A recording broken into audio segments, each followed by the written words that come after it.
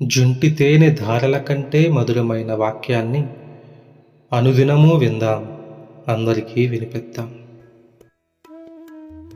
వాడుక భాషలో పరిశుద్ధ గ్రంథ ధ్యానం. ఆదికాండము 14వ అధ్యాయం.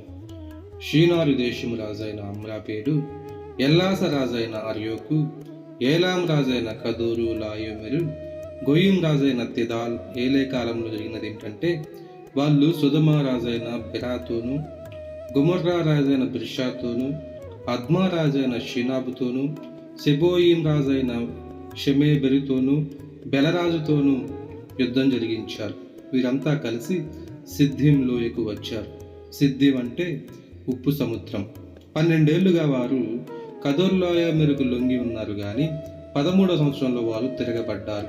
14వ సంవత్సరంలో కదొర్లాయోమెరు అతడి పక్షాన ఉన్న రాజులు వచ్చి అష్టారోత్, కర్నాయింలో రెఫాయిం జాతి వారిని, హాములో బూజుం జాతి వారిని, షావే కర్యాతాయింలో ఏమీం జాతి వారిని ఓడించారు. హోరీ జాతి వాళ్ళను కూడా షేరు కొండ సీమలో ఓడగొట్టి ఎడారి దగ్గర ఉన్న ఎల్పారాన్ వరకు తరిమారు. అక్కడ నుండి వెనక్కు తిరిగి ఎన్మిష్పాతుకు అంటే కాదేశుకు చేరి అమాలేకు జాతి వాళ్ళ ప్రాంతం అంతటిని, హస్సోను తామారులో కాపురమున్న అమోరీ జాతి వాళ్ళను కూడా ఓడించారు. సొదొమరాజు, గొమొర్రా రాజు, అద్మా రాజు, సెబోయిం రాజు, బెలరాజు బయలుదేరి వాళ్ళతో యుద్ధం చేయడానికి సిద్దిం లోయలో సైన్య వ్యూహం సిద్ధం చేశారు. ఏలాం రాజు కదొర్లాయోమెరు, గోయిం రాజు తిదాల్, షీనార్ రాజు అమ్రాపేలు, ఎల్లాస రాజు అర్యోకు, ఈ 4 రాజులకు ఆ 5 రాజులకు మధ్య యుద్ధం జరిగింది. సిద్దిం లోయ అంతా 6 గంటల సమయంలో సొదొమ రాజు, గొమొర్రా రాజు పారిపోయి అక్కడ పట్టుబడ్డారు. మిగతా వారు పర్వతాలకు పరిగెత్తారు. ఆ 4 రాజులు సొదొమ, గొమొర్రాల సొత్తునంతా, వాళ్ళ భోజన పదార్థాలన్నింటినీ పట్టుకుపోయారు. వాళ్ళు అబ్రాము తమ్ముని కొడుకైన లోతును కూడా, అతని సొత్తునంతా పట్టుకుపోయారు. లోతు సొదొమలో కాపురం ఉండేవాడు. తప్పించుకున్న ఒక మనిషి వచ్చి హీబ్రూ వాడైన అబ్రాముకు ఈ సంగతి తెలియజేశాడు. అబ్రాము అమోరీ వాడైన మమ్రే సింధూర వృక్షాల దగ్గర కాపురం ఉండేవాడు. మమ్రే, ఎల్కోష్ అనేవారు అన్నదమ్ముళ్ళు. వీళ్ళంతా అబ్రాముతో పరస్పర సహాయం కోసం సంధి చేసుకున్నవారు. తమ సమీప బంధువుణ్ణి బందీగా తీసుకువెళ్లిన సంగతి అబ్రాము చెవిని పడడంతో అతడు తన పరివారంలో నిపుణులైన మనుషులను 318 మందిని వెంటబెట్టుకుని దాను వరకు ఆ రాజులను తరిమాడు. అక్కడ అతడు తన దాసులను గుంపులుగా చేరాక వారంతా రాత్రివేళ ఆ రాజుల సేనపై బడి కొట్టి హోబా వరకు తరిమారు. హోబా దమస్కు పట్టణానికి పడమటగా ఉంది.